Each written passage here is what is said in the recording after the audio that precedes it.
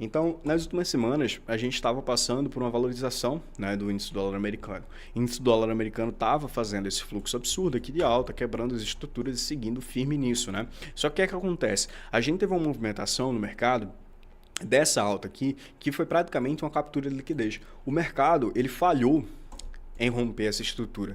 E então ele chega até essa região, faz uma captura de liquidez e aí faz um movimento de reestruturação de um fluxo de alta para queda. E aí ele começa a quebrar, né, os pontos protegidos aqui dos fundos, que seriam os pontos protegidos na tendência principal de alta. Quando a gente começa a enxergar isso aqui acontecendo, o que a gente vê? O mercado ele muda o fluxo de oferta para demanda, de demanda para oferta, né? Eu tô rindo aqui que eu tô me vendo vestido de Papai Noel.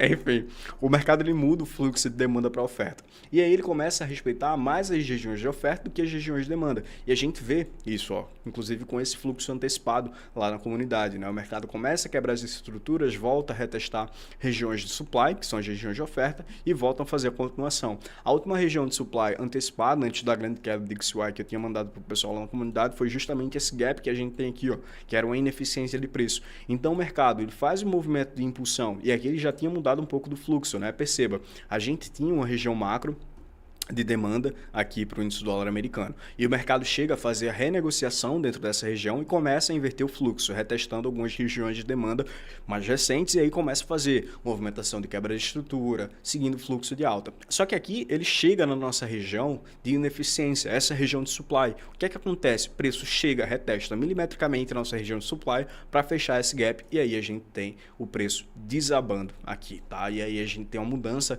de fato desse fluxo de alta que estava vindo para DXY para um fluxo de queda. E a tendência é que esse fluxo ele se mantenha, tá, pessoal? Por quê? Aí eu falo para vocês, a gente tem que analisar também as questões fundamentalistas. Vocês sabem o que é que está por trás dessa queda do dólar index? Porque, obviamente, a análise gráfica ela serve justamente para a gente entender como é que funciona a movimentação do preço. Mas o fator macro influencia pra caramba na movimentação do mercado. Queria saber se vocês sabem o que é que pode ter acontecido que o índice do dólar está caindo tanto, né? Que a força do dólar americano está se perdendo. Façam seus palpites aí, tá?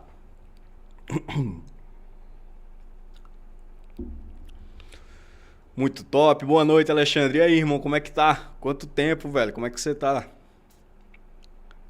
Poxa, devido à correria do serviço, no final de ano não tinha visto que venceu o prazo, sair do Discord. Eita, Jonathan, fala comigo lá no Discord, mano, pra tu botar de novo. Deixa eu ver aqui, eu comprei um notebook, vendi pra minha mãe, aí eu peguei pra operar no mercado e fazer análise. Que massa, irmão. Que massa, velho. Isso é coisa do Trump. Exato, não deixa de ser coisa do Trump também, né, velho? Ele que comanda lá os Estados Unidos. Velho, eu vou falar para vocês por quê. Como essa análise aqui de mercado semanal também é muito mais focada em cripto, a gente tem que entender o macro. Por quê?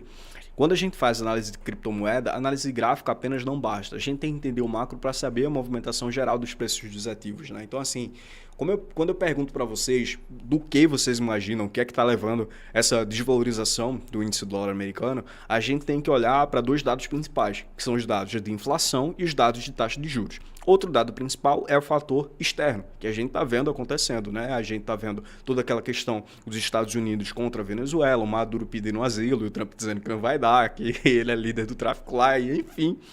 Tudo isso impacta o mercado. Todas essas coisas, essas notícias de macroeconomia impactam pra caramba o mercado, e principalmente os dados da inflação e da taxa de juros.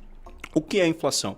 A inflação, na definição da economia tradicional, é praticamente o aumento do custo, do preço dos produtos e serviços, né? Então, se teve um aumento no preço, eles medem isso como uma inflação. Só que eu, particularmente, como um cara nativo do mercado cripto, porque se vocês forem buscar os primeiros vídeos aqui do canal, mais de 3 anos atrás, estão falando especificamente sobre cripto. Eu não acredito nisso. Eu acredito que a inflação é praticamente a desvalorização de fato do dinheiro, porque a gente tem uma oferta muito grande, uma oferta praticamente infinita de capital, né? Então, assim, isso faz com que o preço se desvalorize. Então, para mim, a inflação é justamente a perca de valor do dinheiro. Só que, assim, o que é que vocês têm que imaginar?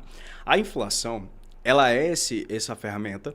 E outra coisa, a taxa de juros é uma coisa utilizada pelo Banco Central, né, no caso o Banco Central dos Estados Unidos, para tentar combater artificialmente a inflação.